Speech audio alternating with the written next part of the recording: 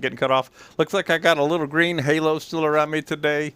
So I know St. Patrick's Day is not happening today, but that's all right. If you guys can deal with the green halo till I get my lighting worked out a little bit more, didn't have time. I just finally figured my backdrop out last night and didn't have time to do some test runs in private out there in the real world to see how it looks. So if you can tolerate that, then we'll be all good. And I don't know why my chat box went away. When you run 4 computers, life is just crazy. Where did you go? Ah, it's one of those days. Don't do it to me. What happened? You think you got it right? And then all of a sudden, it goes away. I do not understand sometimes what the deal is. I have a special chat window that I'm trying to look at. Let me. I'm sorry about this. Let me jump back over here for a second so I can get this back, because otherwise I can't see what you're saying. Let me retry it. I love technology. I love technology. Looks like I got captions on too. All right. I see Corey just jumped in. So let me take this back out to full screen. Maybe that'll stay in place for me. Green and all. We are back. All right. So what are we doing today? I'm just going to move along. Tell me if it crashes. Let me know. We'll do the best we can. Last week I turned, and it's in the house. I didn't bring it out. I turned that egg with the iridescent film in there.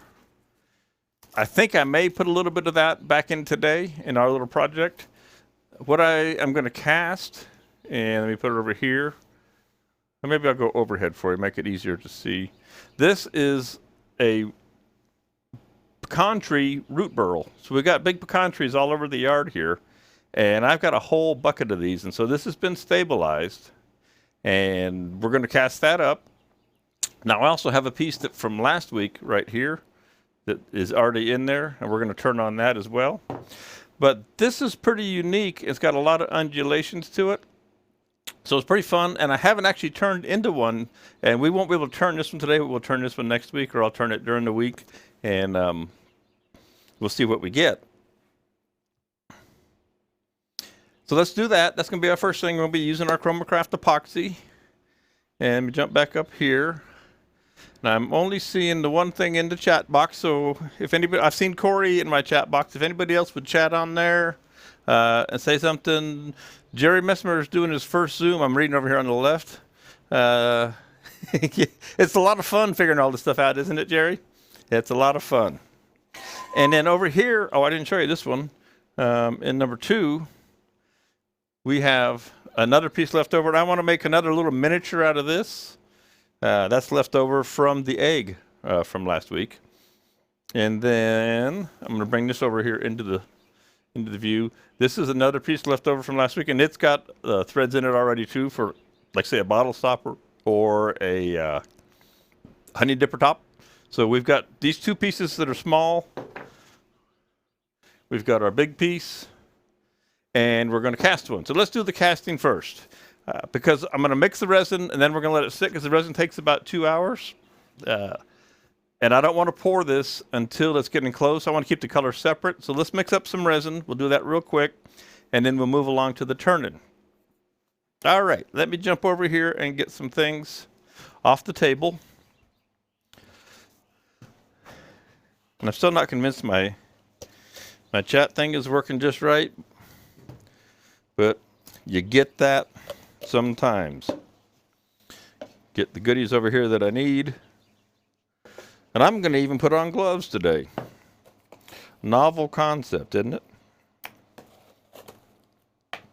It is nice out. It's been in the 70s here down south. And I have no complaints whatsoever about that, so we're back here. No complaints whatsoever about 70s in May. I did a little check the other night, and 10 days or a week, less about a week from now, it was 100 degrees here last year this time. And Saturday it was 70 degrees for the high. So that's pretty good. Let me know also, since I had changed things, if the audio is okay. Hey, Doug Dixon's jumped in here. Good to see you, Doug. Good morning. Hope you're doing well. Yeah, somebody just say in the chat on either Facebook or YouTube. I love the green outline, but we'll get that worked out. I got more lights over there. Let me know that the audio is good, okay? I'm assuming it is, but you just never know. Now, I think I probably threw away my piece of cardboard for keeping the lathe clean. So we'll just make do, because I don't want to make a huge mess out of it as we mix this stuff up real quick. All right. Chromacraft epoxy resin. It's a mix by volume, not by weight, 2-to-1. So I use my little yogurt cups to keep my costs down. 1 of hardener, 2 of resin. I get a great mix every time. Says failed to connect to chat server. So my chat box over there is not doing what it's supposed to do. Mary Alice, audio is fine. Thank you. I appreciate the heads up. And I've got the camera zoomed way in over on 2 and 3, so I'm going to leave them there. But you guys know the general gist of this. Now the Chromacraft resin that we're currently working with is an epoxy, and it is got a slight amber tint to it. So it doesn't give me a water clear. So I can't do a burl exposed and have it look like it's just in clear crystal glass. We're working on that. We're just not there yet. So I'll add a little bit of color to it. I'm not want to add a lot. And we're going to put it in one of my famous Baskin-Robbins coffee cups that I use as my molds. Now, because I'm going to do two colors, and I want to keep the colors separate, that's why I'm mixing this now, and it takes about 2 hours for the open time for it to really start to set up. If you see me work with the resin before, you know that I'll take my digital infrared thermometer, which have become very popular these days. You can't buy one if you wanted to. And I'll watch the temperature of this resin.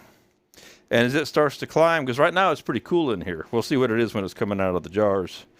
I'll bet it's less than 75 degrees.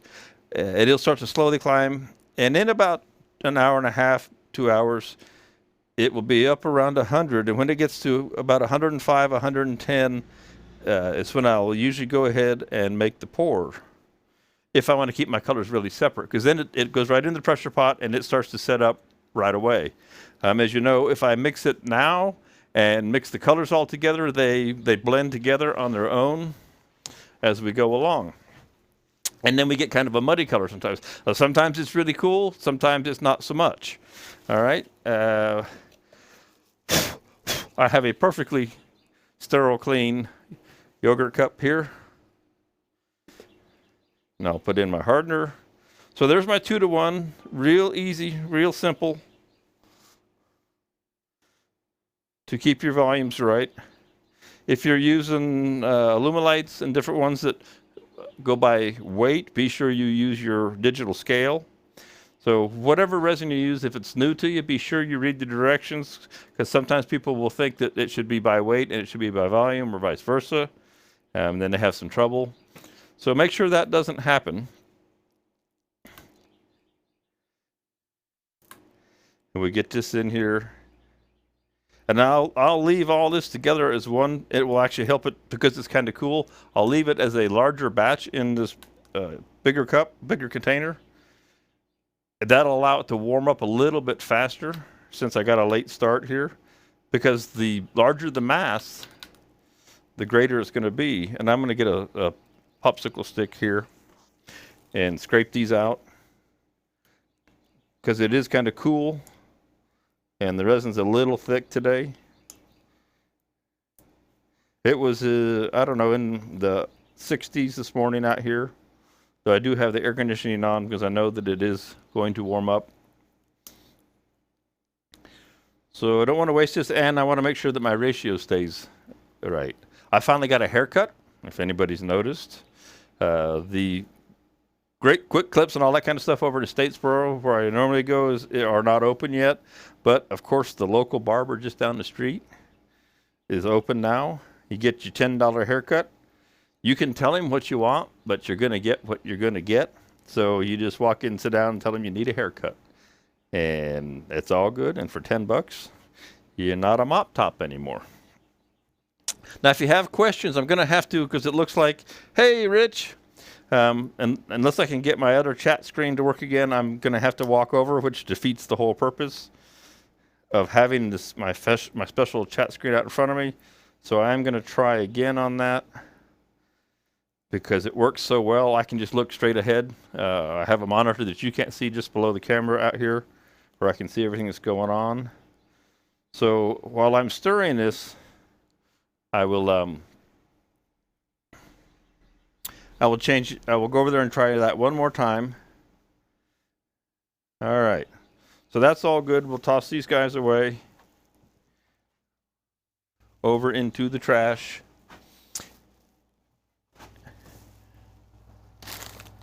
And it looks like I left my big favorite stirrer over in the other shop. So I'll stir with the little stick. Good thing I put the gloves on today, because I do have just a little stick to stir with.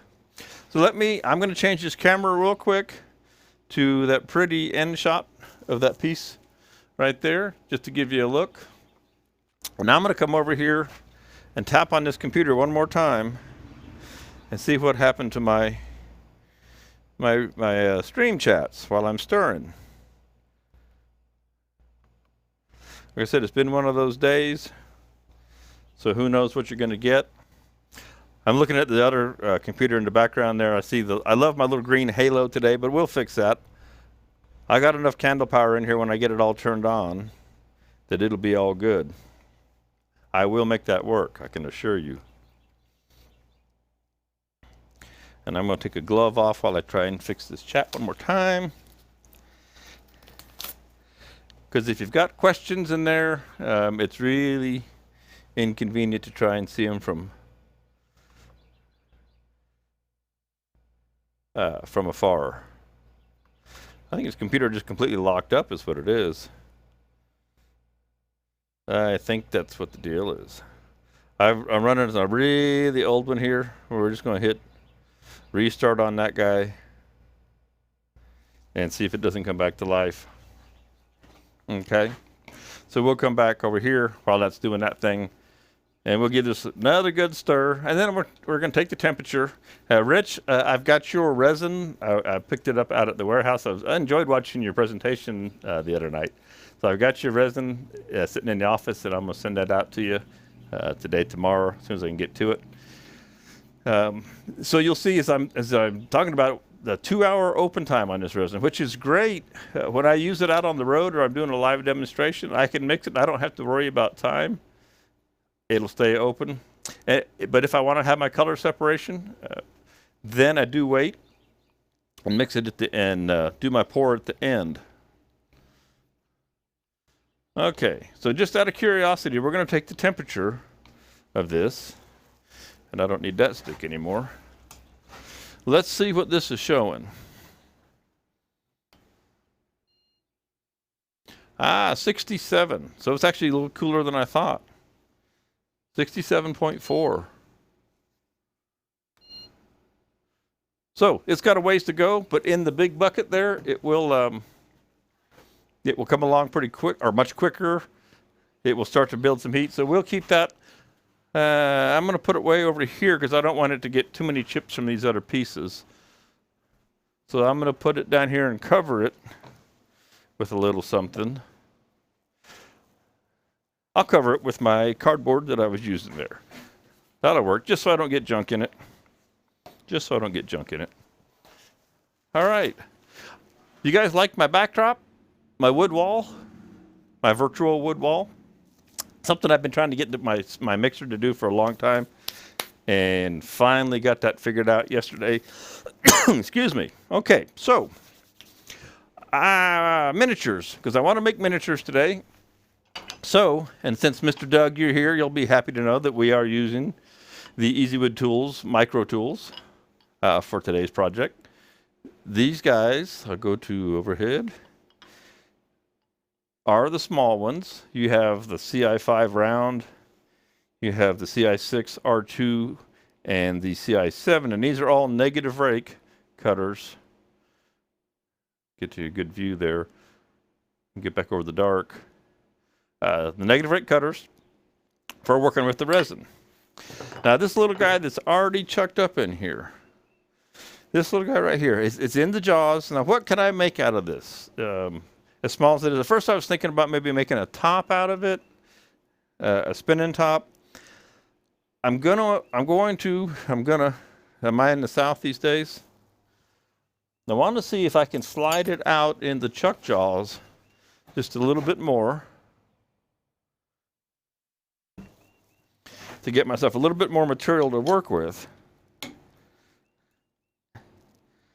See what we've got here. It may slide in because of their dovetail. So if that's the case, it'll be a funny little interesting miniature.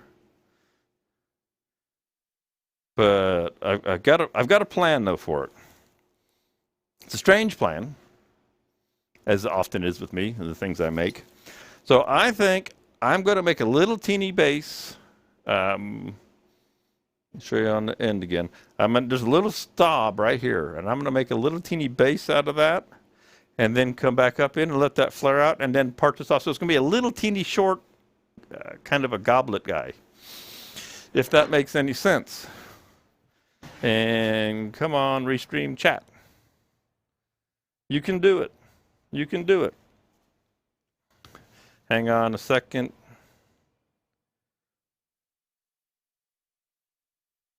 I know my consultant told me, don't, Bradley, stop typing, get you an assistant, but I don't have one here.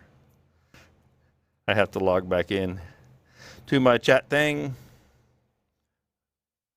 Got me in trouble with the sale. I was goofy enough to put the wrong code up at first, and I can't type and talk at all. I'm a bad typer on a good day, and when I'm trying to talk live and type, it's really scary.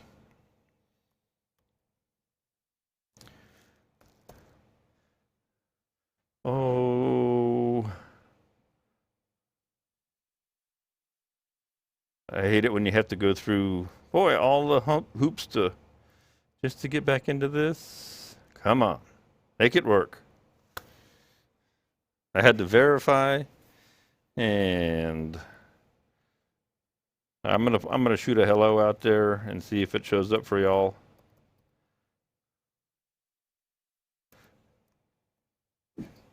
If not, we'll live, but it shows that it's going out. So we'll see if it popped up. Hey, I see it out there. Okay, so maybe my life is good or better. All right, so let's get to turning. Now, hey, thumbs up. Thank you, Sharon. I can see you guys. I can see what you got to say. Makes me happy. Got the hello. Thank you, thank you, thank you. Now let's just hope we can keep it working. Boom, boom, boom. I'm having fun. I always have fun, even when things don't work quite right. You know, that's kind of part of the deal that comes with it. It's okay. So, a little teeny stem right here. Using the tools, the negative rake tools. This will be a fun one. Those of you who know me know that I love to just get in here and go and wing it and try and figure it out. I always make sure, of course, that I am safe with my version of safety, my safety mask, which one of these days I need to replace the lens. The lens on here is 4 years old, that says a lot for a $25 mask. I've been really, really happy with these. Okay, so let's go to the overhead, and you'll see where we're going to be working there. Let me take my watch off. I got yelled at last week for having on a ring and a watch. I will take off the watch. I will not take off the ring. They can just get over themselves. And we want to go around. Tool rest is too low.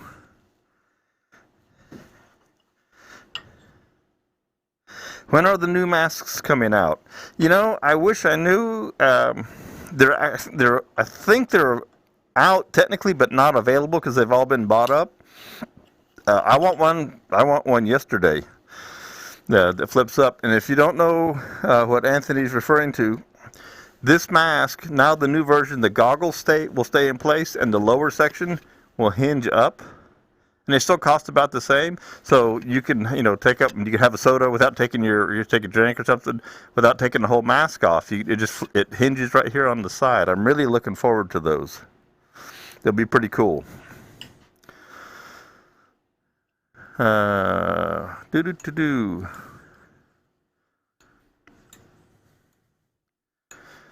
Okay.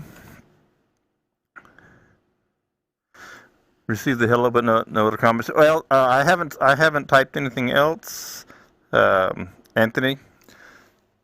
So if anybody, I see Rich and all. Maybe I don't know. Maybe you're not seeing it the same. How that's working. Some people are on. Looks like most people are on Facebook, but some of them could be on YouTube as well. Let's see what we got for speed here going. And since it's been a while since I did something, I want to double check. I haven't checked my chuck. So let's make sure everything's snug. That's snug in there. All right. Now off we go. Please answer questions, or answer questions. That's my job, is to answer questions. Please ask questions as we go today. So I'm going to clean up the very, very bottom of this.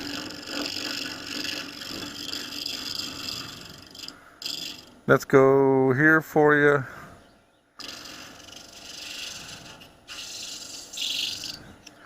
Now I want to see, how big do I want to make the base? How small do I want to make I want to make the base a little bit bigger. The very bottom of the base. I can come in here with the radius cutter and cut it flat like that. Okay, so I think that'll stand up on that. That's about the size of a dime. Okay, now I do want to undercut that just a little bit. If you read the description for today's Monday methods, you'll know that I forgot to do one more other thing. I one of these days I will remember everything. That doing miniatures really helps with your tool control, because when you're working on a 12-inch bowl and it's got a 1/4 inch or 3/8 of an inch wide or thick wall, you got a lot of room for margin, or margin for error. When you're working on something that's the biggest part of it is a 1/2 inch and everything gets smaller from there, you don't have those kind of margins. And so it makes you, at least for me, it makes me slow down and think a little bit more, because I tend to go fast. And when you get right down to the details, a 1/16 of an inch, it's like being Johannes Michelson or Jerry, I should have said you first. Hat makers, you guys have to be real precise. You're working in 64ths of an inch. Oh, it went away again. My chat went away again. I'm not a happy camper. I don't know what the deal is. Okay, so as you can see here, the tool bounces around a little bit when I was making those cuts. So what I'd like to do is I will come in here with my little detail tool, and I will make what I call relief cuts. And if I switch over here to overhead, you'll see the same thing. So I come in and I make some cuts with this, and then the round cutter doesn't have so much surface area being touched, so that when I come back in. So Doug, if you're still in here, this is why we need something smaller than a CI5 round. If you'll make a carbide screw head, this sharp, that would be just about right. Because I'd like a tighter radius in here than I can get with the CI5 on a small piece like this.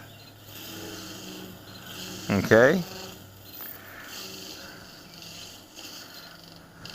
Now, if I'm lucky also, and if I have the right jaws with me here, and I think I do, somewhere, I might be able to turn this around when I get done and hold it by this very base with a set of little 1/2-inch jaws and turn the inside. But I'm going to recurve this. I'm going to make a little more depression under here, a little more curve in there. I'm going to stop and take a look at this, see what we got going on. So this has some of the film in it, and the film, sometimes we're still learning how that film works. We got a little void here and there with it last week, but not too bad. And I'm on the end for you there. Okay. So I really want to try and make this have some curve underneath here, just for the practice. Now, if I have I don't know if I have yeah, I've got the micros here. I'm going to reach in here with the micro. I don't have a lot of material, but you got to remember one thing to keep in mind. I've got all this material that's in those jaws right now. So what we're seeing is out here, but I have all this material that's up in the jaw. So if I can turn this around and grip it here, I can do a lot. I can undercut this, and I can still take a lot out from underneath of there.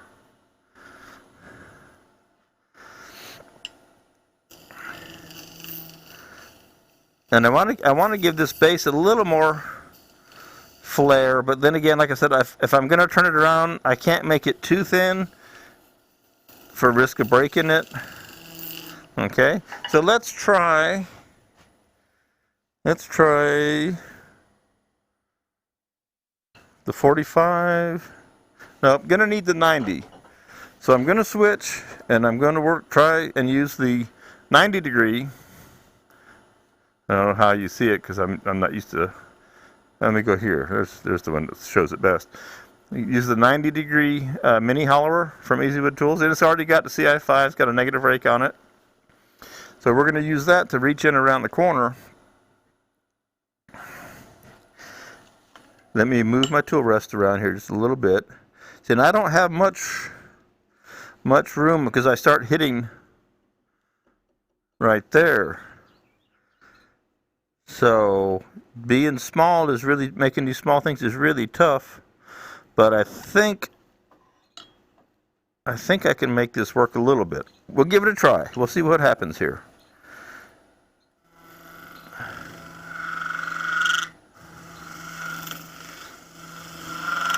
You don't know until you go. And it's fun to try these kind of techniques on something small like this, because it's just I mean, this is literally a scrap from another project. So if you mess it up, you really haven't lost anything. Okay? And yet you get to practice new ideas and you got no fear. At least you shouldn't have any fear.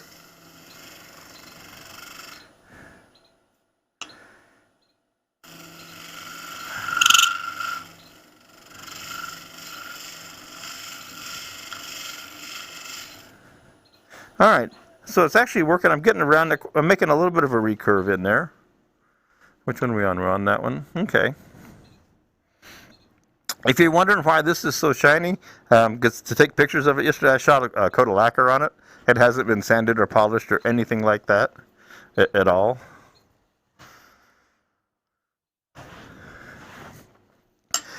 Can I get any more with this? I do not know, but I could open that up, but I don't want to. I kind of want to leave that. I might take away a little bit more of that because I'm thinking about the overall shape.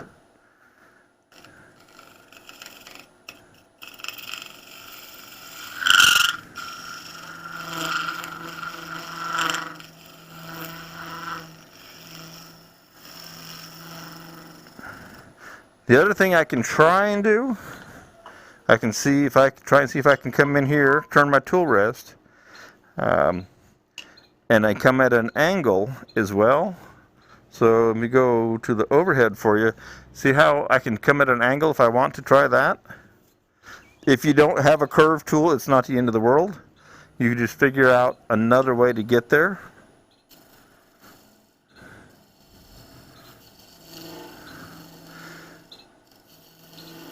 You do have to be careful about how far over the tool rest you're reaching because these tools are small. And you can get a vibration or a catch, and if it catches, we all know what happens, especially when things are small like this, you tend to break stuff. So by using the straight tool, I can actually roll around pretty easy on that. And I'm in the overhead right now, so let me go back over here for you.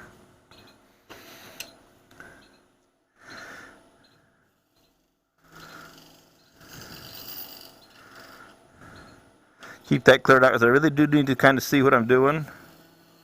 Make sure my head's not getting in the way. No, it looks good.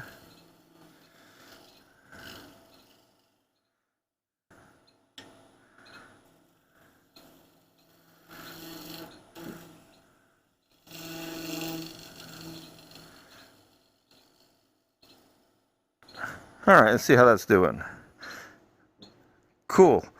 It's too bad that we won't see the bottom because of the vibration. There's a beautiful little spiral right there on the bottom of this. Now I am going to clean this up, this outside edge here, before I attempt to turn this around. And one thing that I'm thinking about I need to do, actually to make this work, because I'm going to stick it in a set of jaws. Let me think ahead here. I think I need to kind of flatten this out up in here. Because once I take it out of these jaws, putting it back and getting it just like it is, I won't say it's impossible, but it's next to it. So I may make a fairly flat shoulder up in here. Yeah, you won't be able to see it because it's upside down anyway. So let's come in here and flatten this out so that our jaws have something to rest on that's flat, because I had a curve going there. You know what I mean?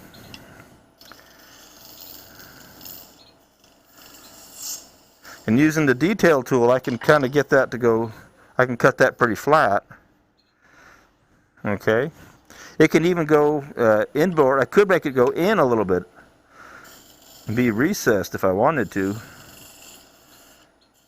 And as long as, if I can find my pointer here, as long as this area back in here, the very back, is smaller in diameter than my largest diameter here, and is flat, then I'm just going to touch here and sit against that. Now I could get all crazy and try and make a lip in there for the jaws and all that, but we're not going to. We're just going to try and be careful.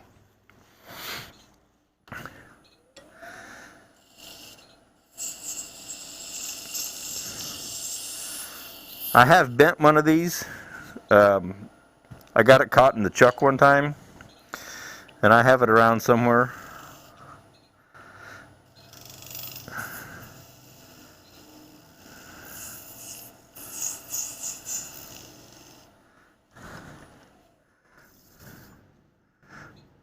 Okay, so I like the way that works.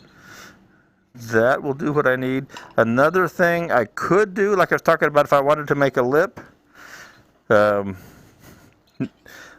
if I had enough room here where if I used a shorter, if I had a CI4 NR, I could probably do it, because I could let the tool, no, still almost, I could let the tool ride against the outer diameter right here at the very, very base and make an edge in there for the jaws to grab as well. But that would be pushing it, and I don't have a CI 4NR in-house. All right, so we're going to leave that alone underneath there. I'll come over here and clean this up without touching the jaws and making a mess.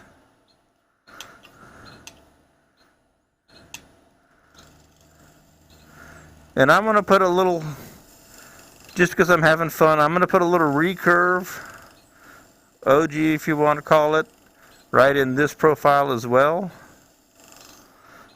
So if I give you overhead,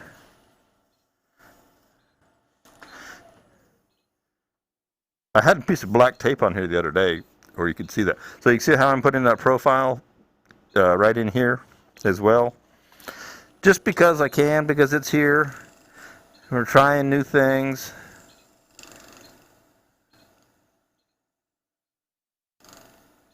Now my goal is to sand as little or not at all as possible. So I want to make sure my final cuts are just like sanding with the tool. So I lighten up my tool pressure. I slow my feed rate way down. And you can see that real fine. That's all the more. They won't stay in focus up there. That's all the more we're taking off. It's just like sanding. Okay? Just like sanding. So that looks pretty good. I'm happy with that. It's got a pretty color right in here. All this pattern is really nice. All right. So since we're there, and I'm just curious to see what our resin is doing. Probably been 15-20 minutes. So it's up to 72.6. Okay. And I'm going to try this chat thing one more time here real quick. Maybe I'll type faster.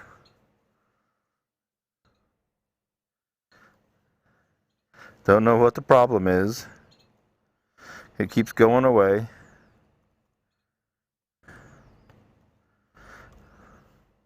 It's supposed to do its thing. Of course, things don't always do what they're supposed to do, as we know.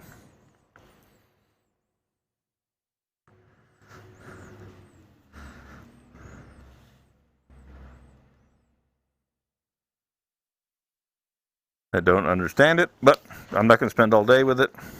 It's just irritating. All right. So I've got that where I want it. I think I'm going to go ahead and turn it around. Now I could polish this right now, but this piece is going to get a lacquer finish on it. It makes it quick and easy, and then I'll just spray the lacquer on it, and I can just kind of buff the lacquer. I can get out of that for a minute. So that's what I'm going to do on this instead of the polishing, as it takes so much time. Do-do-do-do.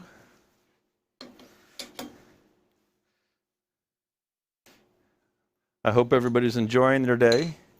So Rich, if you're still here, I thought you were going back to work today. Are you playing hooky, or are you still working at the house? All right, that looks good. All right, now for me to find my other little jaws.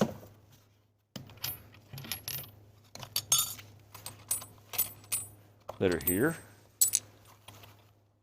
And hopefully this will do what I want. Put them right out there. Change these out real quick. Love my green glow.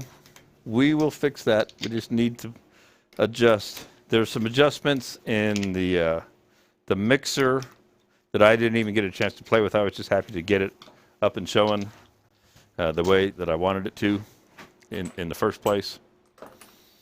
Listening and watching while I work. You're multitasking, Rich. I love it. Reviewing manuals. Are you the guy who writes the manuals for Easywood Tools? Or not Easywood Tools, for Nova Tools? Sorry, Doug. Why doesn't that want to go in there? Hey, Doug, why would I want that to go in there? Oh, this may be one of the ones I got resin on. I had a little resin spill one time. Imagine that. And I may have to grab a different one out of the drawer over there. Yeah, I got resin in the slide on that one. So let me go like that for a second.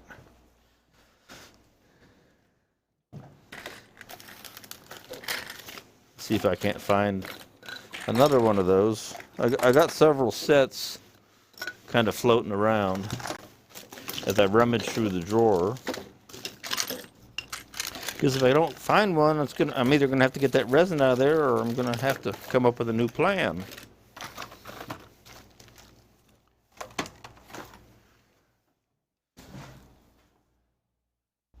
And I don't want to come up with a new plan if I can help it.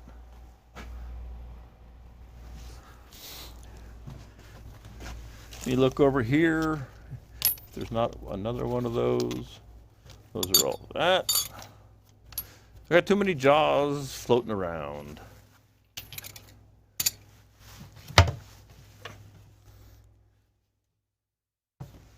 I guess I will have to take my handy dandy chisel and do a little work here. I won't show you my chisel work. See if I can't get this little bit of resin out of this corner real quick. And not skewer myself.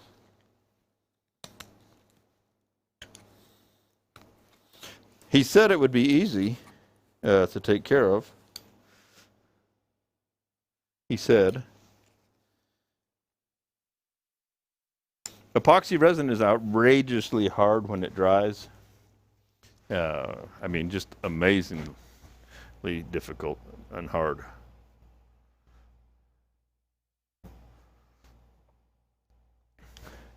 You find another implement over here real quick, because otherwise this is going to mess up my whole plan.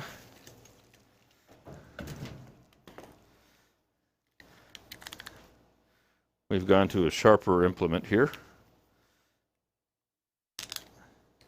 Like I said, you guys don't need to see this happening, because I'm sure the safety police would get all over me.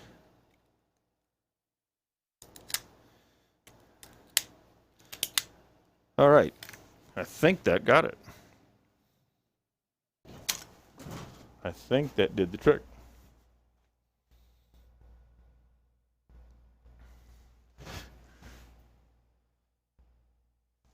Let's see here.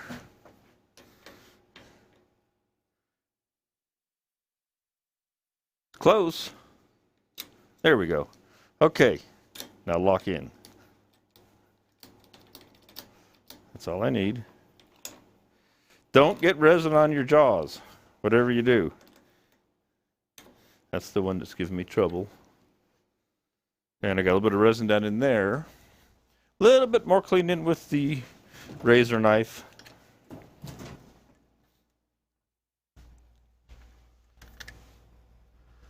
And let's see, it says my chat is back. So we'll try the hello once again. It says,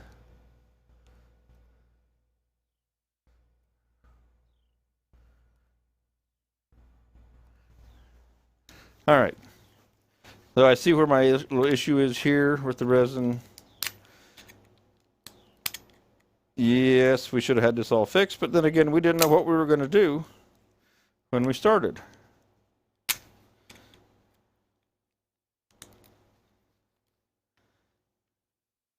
And the last thing I want to do is slice my fingers up in the middle of this, so I do want to be careful.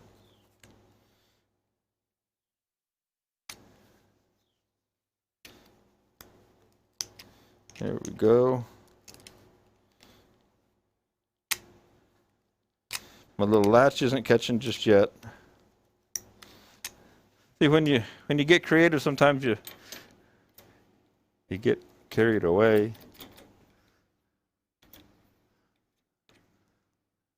And it won't let that catch because that is hitting. If it doesn't work, I'll have to come up with another plan. I'll have to come up with another plan. I better start thinking about plan B here quickly, since it's not doing what I want. And I'm kind of starting to get another idea. I'll try some other jaws if I can't get these to go in here real quick. Hello, Fred. Fred Weismiller, good to see you. Don't get resin in your jaws when you do a live demonstration and you need them. It makes you look bad. If you know what I mean. How's your club live demos going? Have you guys got that up and running?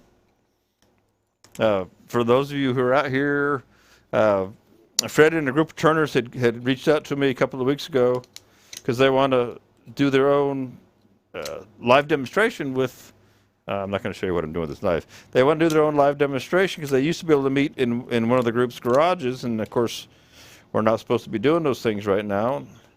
So Fred reached out to me, and we did a little video conference, and we talked about it here in the studio. And I'm just curious to see if you've got things up and going yet. All right, if this doesn't work this time, I'm going. Oh, it's so close. There it goes. Finally, I had to threaten it. I had to threaten it to get it to go. Now, let's see if we can do this what we're planning without breaking this thing. It gets iffy because you can't squeeze it too hard. All right, so now I have it turned around instead of the 1/2-inch jaws. Now, I mean, it's not too bad a closure. And again, we're just gripping right down inside there. And I'm going to show you this again. And I'll go to the end so you can see. So I got the jaws open. Just a little stub is being grabbed. And the jaws, this face of the jaws here, is sitting up against... Nope, let me get that down. I'm trying to hold too many things. It's sitting against this surface. So this top of the jaw is sitting against right on here. So we actually have a solid contact there. That still relies on the strength of that stem. All right? And I don't want to crush my resin in my little base there. So I'm going to have to be careful. But I have been able to now regrip it. Now, it doesn't turn perfectly true to the way it was, and that's okay. If it won't true up, I will just return the outside.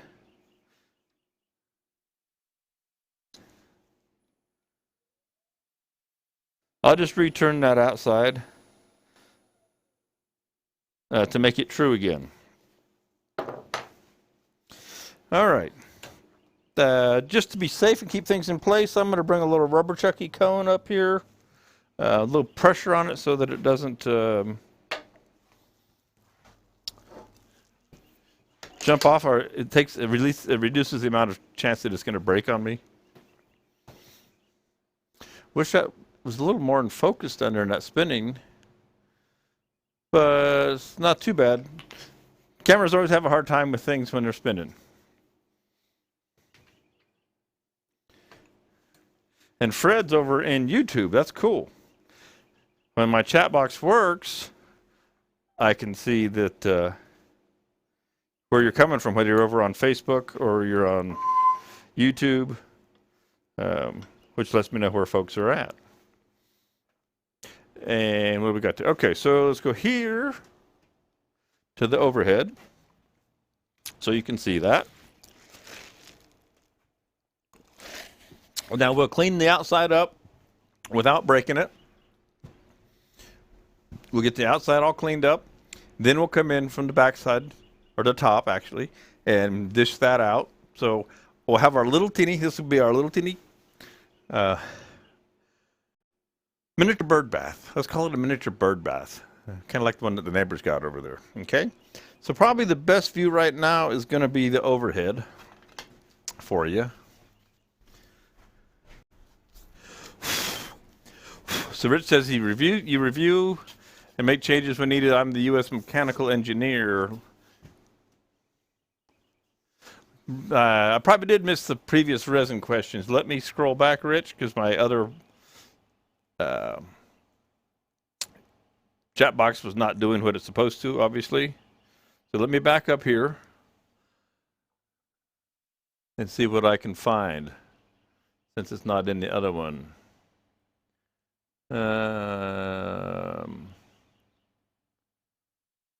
Do-do-do-do.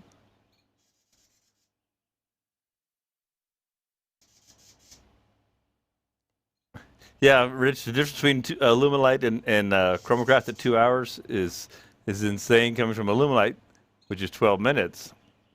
Got some olive wood root burls. How does that stuff work with moisture content in wood? You know, I actually get away with some stuff I shouldn't. The epoxy, as you know, is not as susceptible to moisture issues. So I can break a few rules and not have moisture issues, which is pretty cool. I don't know how you use Luminlight in Florida unless you're using it in the shop where you're really controlled. Because when I've tried the urethanes here I mean, I've got some AC, but it's not 100%. I get some clouding and some other issues. All right, let's clean this guy up. Everything's cool. We're all good. It is 12:30 or 11:30, excuse me. I did get a late start, so we'll true this back up. Get rid of this junk up here. Now my piece, I don't know if you saw that, it spun in the jaws because I didn't clamp it real tight because I'm trying not to break it. Okay. And I'm afraid I'm crushing that resin in there. So that's just what happens in this experiment. Again, this is a piece of scrap, so if it doesn't work the way I wanted it to, it's not the end of the world.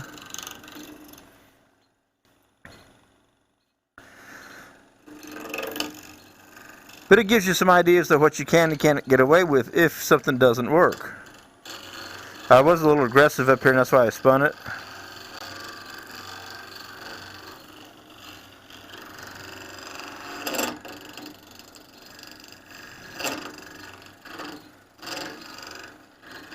And see, this has got the little divots in it from the jaws from before. And I'm not sure what else is in there ticking. It might be burl. It might be the foil. I'm betting it's some of the burl. It's that's the foil right there. Okay, let's keep right on going here. I just know now that I need to be more gentle. Sometimes I'm the bull in the china shop approach, which I confess to.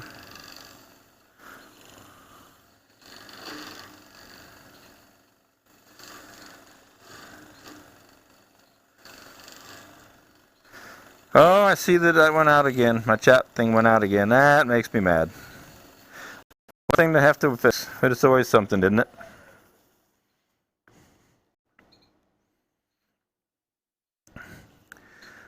Okay. So if we can get just a little fun shape on the outside of this, I won't go too far because of time. Just for yucks. Now I'll go ahead and take the tailstock away. And it's broken. That's why I had trouble. Oh well. Like I said, it's just a piece of scrap. I didn't know that it was broken down in there, but it did. Hey, we tried, right? That's how we learn things. We try new things. If they don't work, working with a piece of scrap material that was left over from another project, and I'm knocking everything on the floor, it's not the end of the world. Toss it in the trash, move along, all right? Because we've got more things to turn.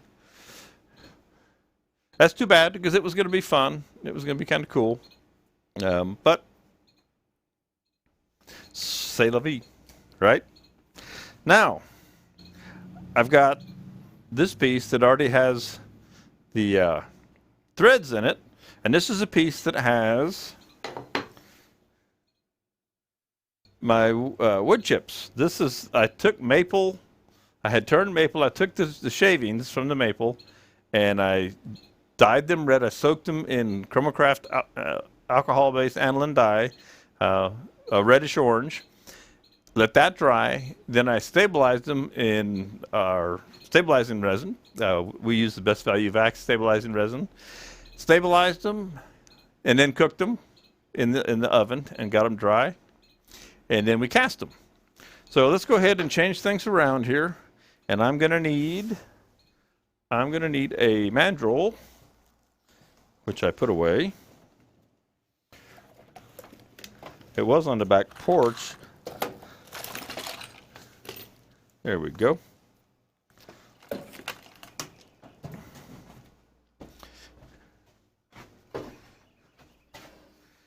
We'll change all this out. Got our mandrel there. We'll get the chuck off of here. That sure irritates me about my little chat box, but so yeah, you do. You're stabilizing in your home office. Lost about $600 worth of cactus juice last summer plus wood due to heat, so I brought it all inside. I get that. I keep all the resin or stabilizing juice in the office in the house. I don't have it out here except for what I'm casting or stabilizing with. And so far, and I've got AC in both the buildings here. Next door is the actual workshop. This is just where I get to play on the internet. And so far, I've been okay. I haven't lost anything resin-wise.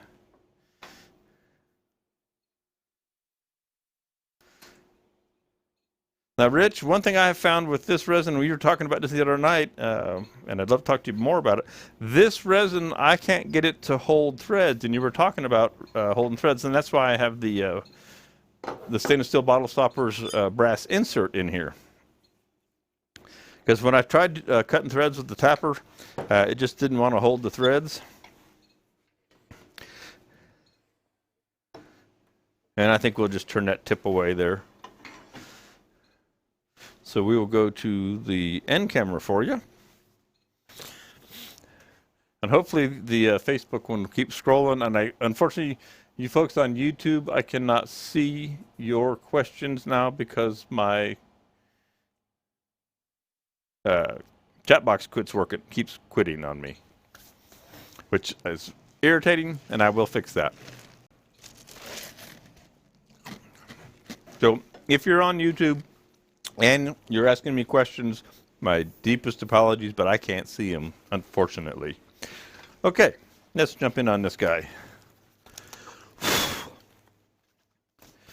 See what we can do with it.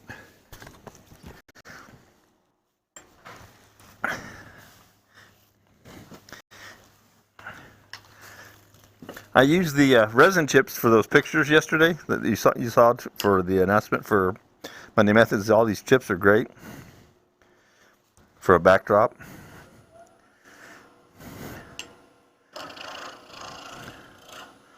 Stick them on the end there. Yep.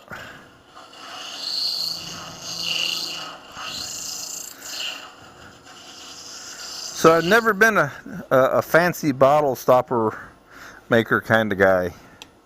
Not really. I've made a ton of them, but I never got into making them fancy. So I'm going to make this where I can hold it with the tailstock just to keep it nice and solid, try and reduce the vibrations. And I'm going to grab I'm going to grab a mid-sized tool just to move a little more material. So this is a CI 3, and it's got the negative rate cutter on it. And I'm a little high for the bigger tool, so I need to drop my tool rest down. So one thing about changing tool styles is that you have to change your tool rest around more often. Okay? So let's see what we're going to do with this guy.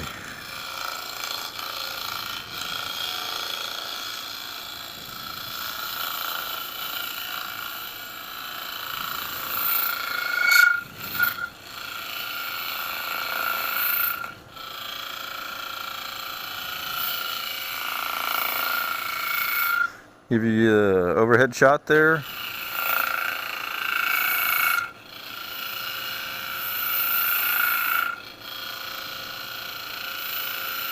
Turn down to my stopper size, the shaft. This could be a gear shift knob. I got to make one for Dino, my man out there on the road at the woodworking shows. He says he wants a resin gear shift knob for his Peterbilt, with the Peterbilt logo in there.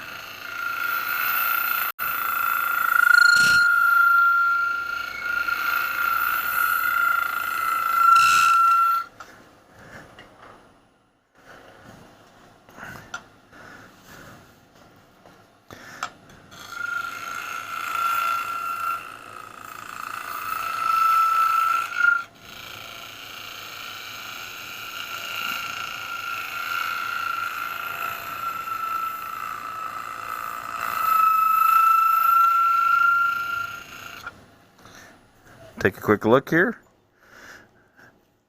and see we're in the overhead. So that's looking good. I love the way these chips worked out. Okay. I'm going to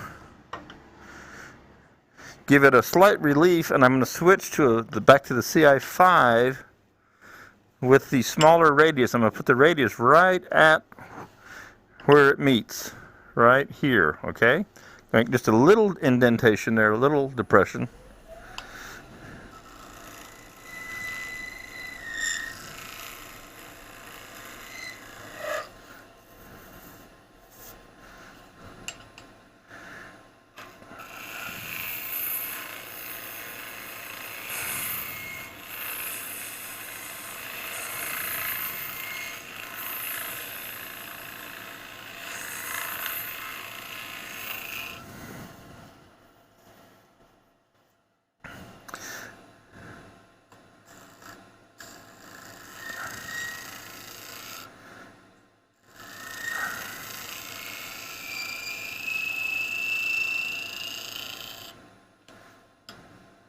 Actually, you know what this does? I just thought of this. I don't have the bushing on here, so I've turned this down to the decorative loop size.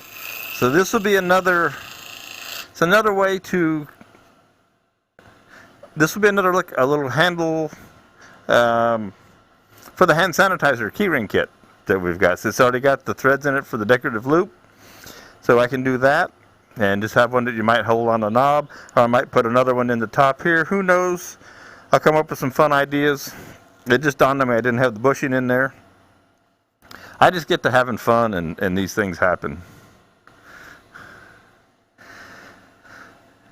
I'm just all about making shapes.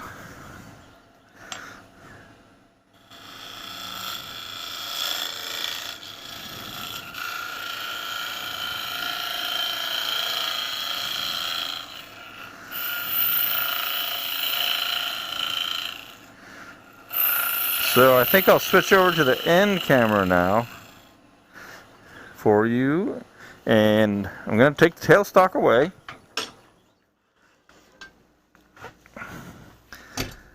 Because in a decorative piece of material like this, you kind of want to showcase the material as much as you can.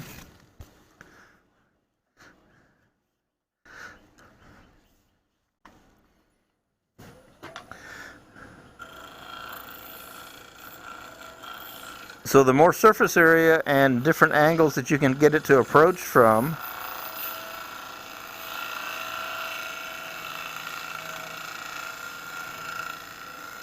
the more interesting it's going to be.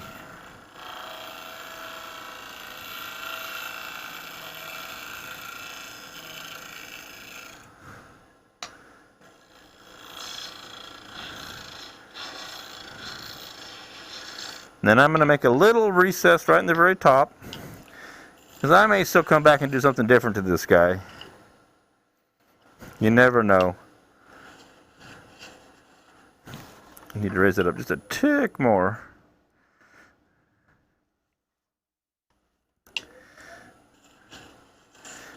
And then I'm going to go check our resin temperature over there.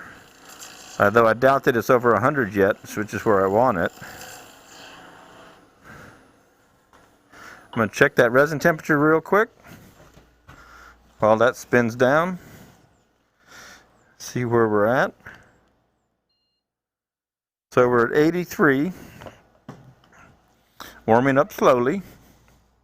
It's quarter till. We might run a little bit long here today, but I'll go if it gets to noon. I'm going to go ahead and pour it anyway. So I'm going to radius over this corner right here. I'm going to come back to the overhead view for you. And I'm just going to radius off this corner, this profile right here.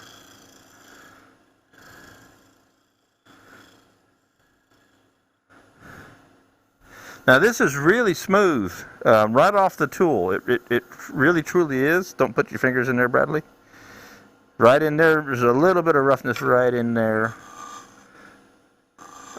I think, yeah, my little CI5 is probably getting a little dull. So if I come in here and clean this top up, it looks better with this fresher cutter. I get a cleaner cut.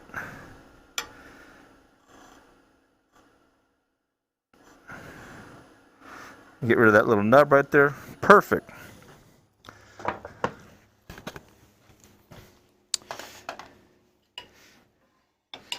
And again, I'm gonna shoot some lacquer on this guy, and you'll be amazed what happens. And I'm a big fan of lacquer. I'm not a big fan of sanding, and I know that the polishing. You can see I'm all a mess. Polishing with the polishes and the compounds, it works great, and it has a certain finish to it. But a lacquer, oftentimes with a small piece, if you're in a hurry, it can do a lot of good for you. So I've just got my Chromacraft acrylic clear lacquer gloss here. You shouldn't spray on your lathe, but I'm just going to just touch this a little teeny bit. And let me go to the end for you.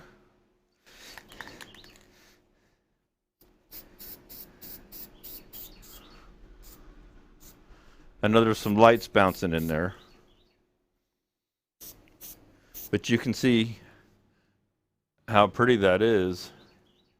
I don't know if you're getting that light bounce in the, yeah, you are. I see it over there.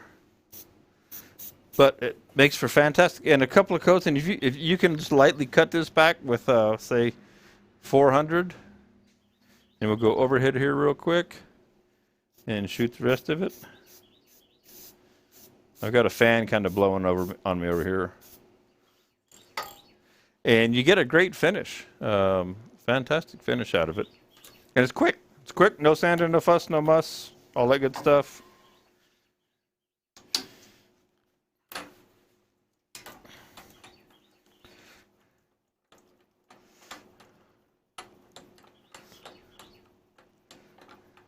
And I just leave it in the mandrel until I get it where I want it. I don't, I'm not worried about getting lacquer on the mandrel and whatnot. But I would let that dry. I'll shoot another coat on here real quick. And we'll do this in the overhead.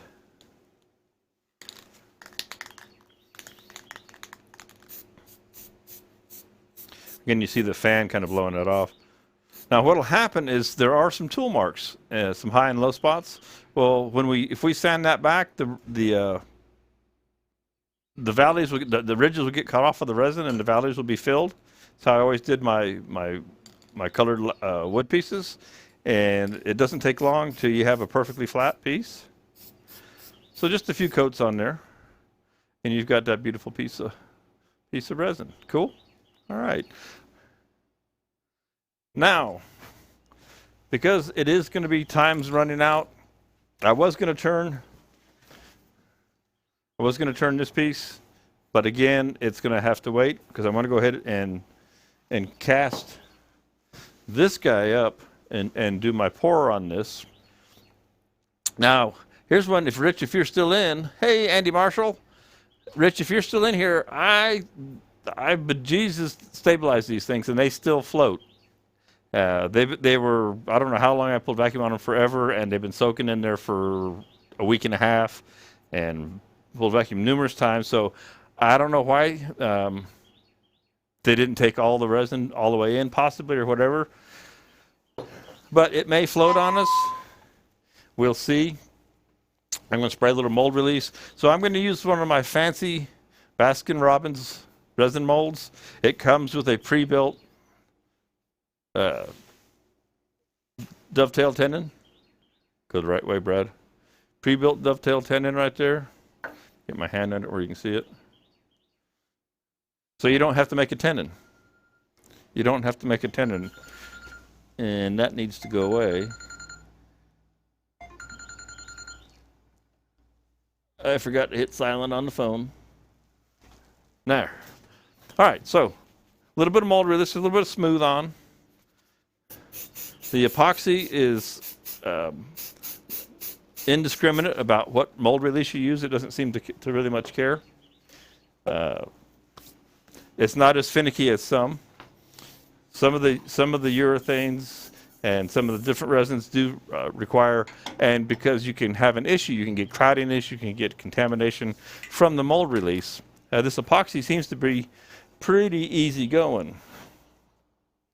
So I'm going to get my board back over here. Wedge popsicles in there and keep it floating as it does. And turn off the popsicles. It's a cool idea. All right.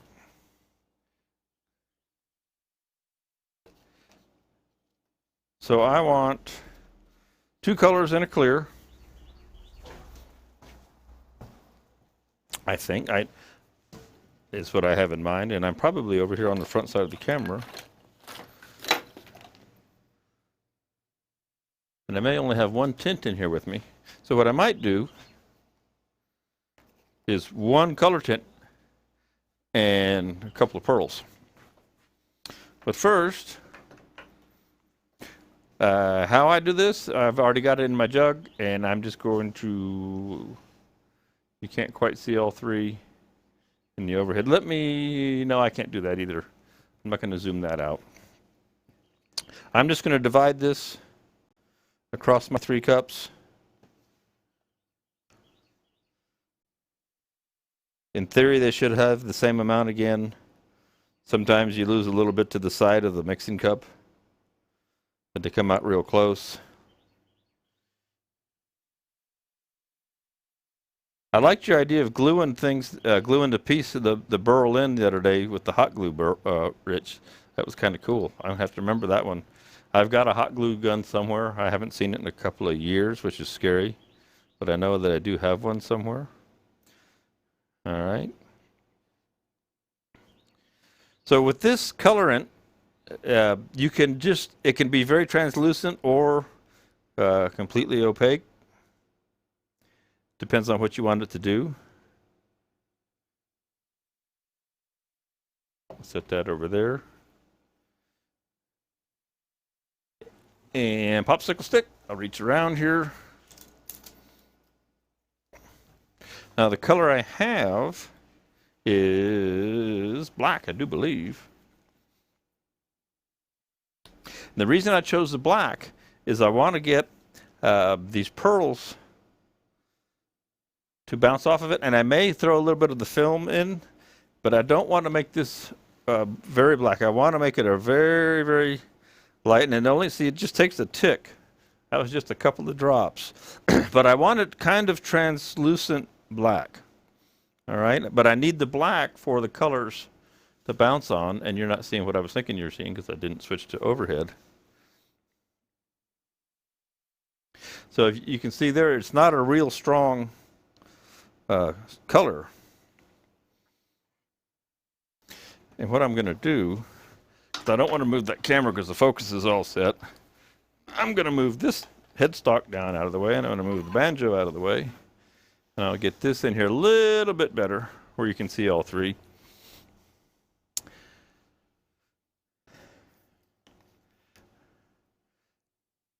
I'm just putting iridescent gold right into this batch of resin.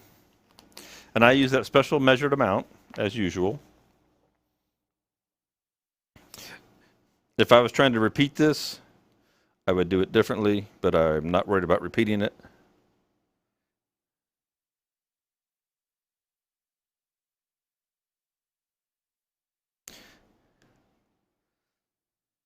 So this gold will bounce off the black nicely. And the other one I have over there is a silver. And this is iridescent gold. That's not a standard pearl, it's an iridescent pearlescent.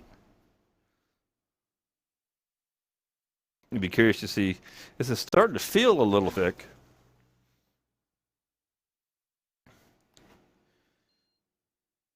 So we're 82, 83.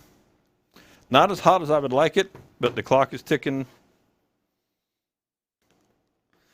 And on my last one, I was going to leave it clear, but I have changed my mind. And I am going to put in the silver. And I haven't actually turned all the way through any of this pecan root burl yet. So I don't really know. I'm excited. I want to get into some and turn it. I really want to see what it's going to look like. I was out there just rooting and digging around the other day when I was collecting them all. And then I stabilized and stabilized and stabilized, and then I just cooked the one. So far, the others are still sitting in the container.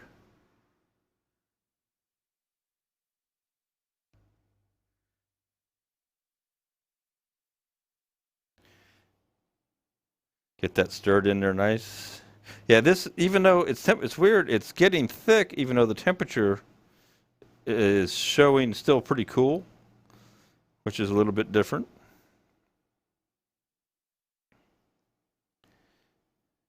I've got some powder up on top. Now, the other thing that I thought about was taking some of the foil, and I'm going to try this, and I'm going to take the foil, which is right here, and I'm going to take a sheet, cut a hole in it, and drop the foil around it, just to have one line of foil in the middle, because I got such a nice effect of the egg with this foil. And I will be getting this foil onto the website here as soon as I can. So this is just another test. See what happens. And I don't know how that looks. We'll see when it shows up there, if you can see the colors. Yeah, I used to see myself against the banner back behind me, and now I see myself against the green wall. I know how the weatherman feels.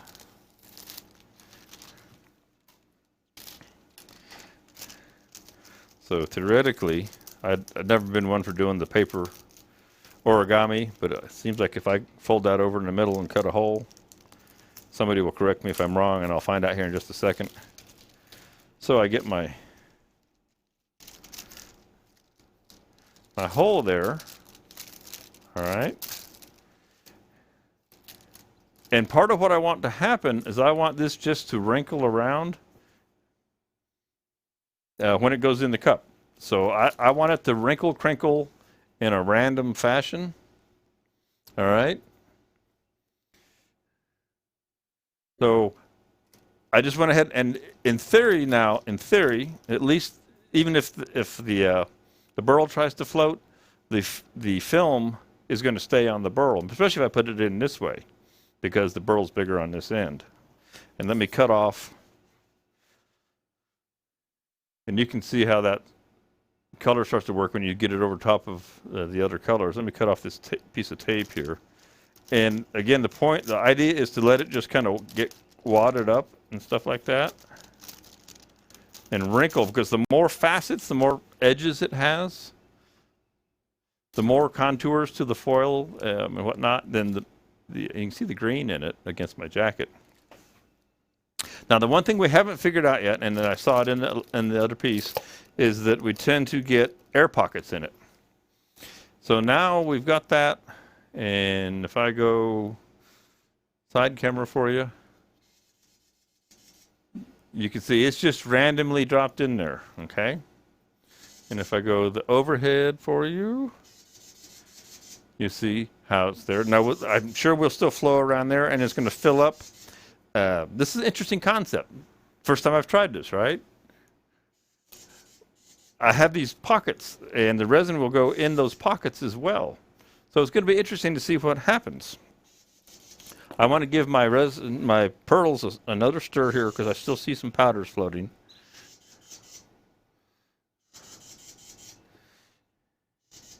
So this Chromacraft resin, it's a 24-hour cure, 2-hour open time, 24-hour cure. I do regularly out on the woodworking shows. I will cast it at 1 o'clock in the afternoon for a Friday seminar, and then I will turn it about 1 or 2 o'clock the next day. It's it's set up. Obviously, it's not cured, as we know. It really takes most of these resins, and I could be speaking out of turn, 7 to 10 days to truly cure.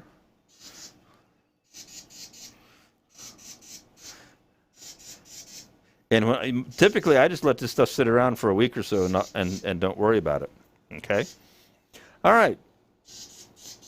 I don't have a plan, which I like, not having a plan.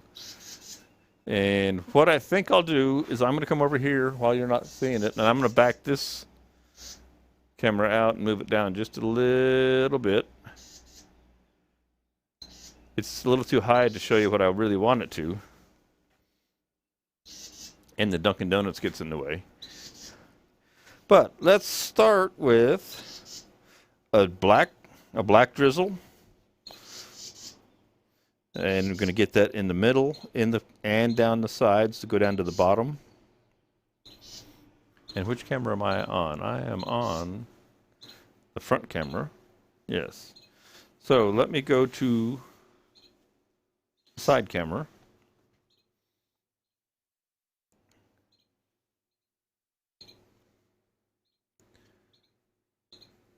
And I want to be sure I get some down to the tendon, which it will get there eventually. And because I do think this is going to start to set pretty soon, I'm going to build layers. I don't know how much they'll combine. Like I said, typically I wait till about 105, 110 before I pour this, which is hotter than some.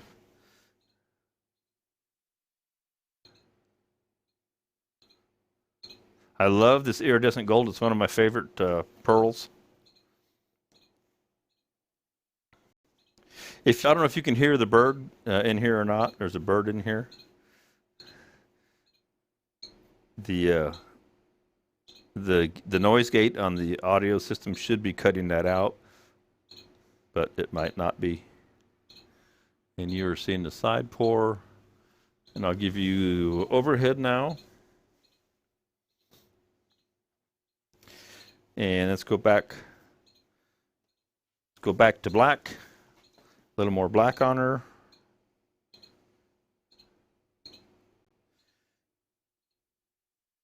And then I will throw this in the pressure pot at 70 pounds.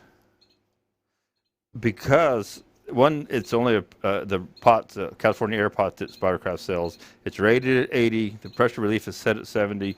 And because I had some voids in the film, with the first time I did it with the other piece, I had some voids, some pockets, air pockets around the film. So I want to make sure I'm running as much pressure as I can get away with, or as I can get.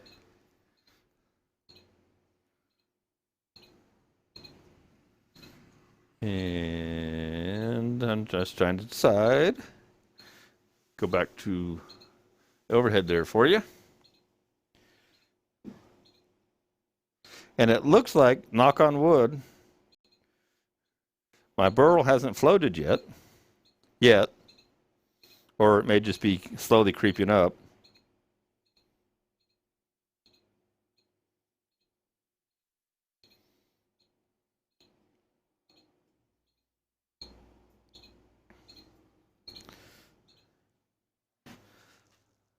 All right, so let's see what this is looking like down through here. If I go to the side for you, so you can see we're looking mostly gold and black. The gray, the silver is kind of a subtle twist in there. And again, the Dunkin' Donuts hides some of that. Okay.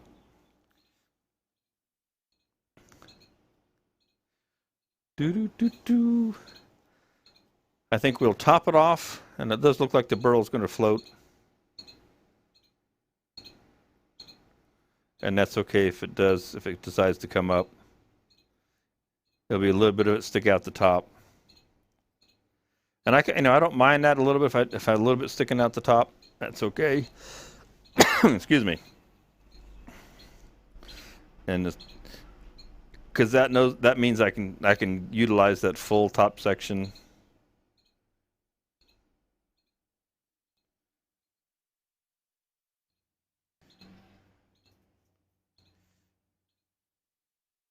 Okay, so there we are. Let's toss these guys out of the way.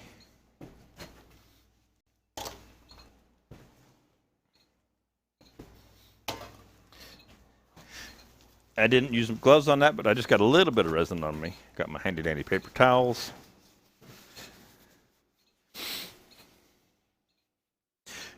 Good deal. So it's floating just a little bit. When I get done here, because I know I've got time, when I wrap up and go off the air, I'll put this in the pressure pot and fire it up. If I walk over there, it may stay in focus, it may not. Let's see what happens if I try and get you a little bit better, closer shot here. Probably can't see it because of the light. There's no light on it. No, that didn't work too well. All right, I think I'm going to wrap this up because it is pushing. It's just after 12. Folks, I appreciate everybody coming by today. I do apologize for a little issue with my chat box there. Not the end of the world. Hope you enjoy the new backdrop, and I will work on getting my key to work a little bit better so I don't have a green line around me. Just some adjustments in the video switcher that I got to make. But everything was good. I had fun. Our little other piece that's drying over there came out great. I broke the other one. Hey, that happens. You break pieces when you're trying new things. Again, try new things. Always try new things. You're working with a piece of scrap that you're going to throw away. What have you lost? You haven't lost a thing. Okay. Other announcement, if you will, I am going to do this next Saturday. I will be doing another live stream sale. And it will be the Grex airbrushes are on sale. They're 10% off. We've got 3 or 4 of the different individual brushes, plus we have the combo kits. And I'm going to also bring the Chromacraft paints and dyes into that, which are what we use in the airbrush. So we've got their fine detail and airbrush paint, and it's an acrylic. And then we also have the aniline alcohol-based dye, which sprays great. So I'll have the Grex airbrush line and the Chromacraft line, and I'm going to do an online sale for a couple hours, again on Saturday. I'll get that all set up during the week. So it'll be 1 to 3 unless something changes, just like I did last time. It worked out really well. We did the last one with Easy Wood tools because we had some excess from the woodworking shows. Worked out great. Had a good time. Moved some tools for Easy Wood. Everybody had fun. Looking forward to this next one. Again, I appreciate everybody hanging out with me this morning, Monday Methods. I will see you on Saturday. If I don't see you Saturday, I'll see you next week on Monday. We'll see what this looks like. No telling what I'm going to come up with for next Monday. I keep wanting to bring in a big piece and go outboard. I got a piece out there at the warehouse that's about 30 inches or so, something like that. I just got to decide if I want to make that big a mess in here. Anyway, thank you very much. Everybody have a good, safe week, and I will see you soon. If you have any questions about anything I did today and I didn't get them answered here, shoot me an email, put it in the comments, and it'll pop up. Whatever you need to do, info@spirecraft.com will get you in touch with me. Give me a call. The number's on spirecraft.com on the phone. Thank you again. Have a great week. We'll see you later.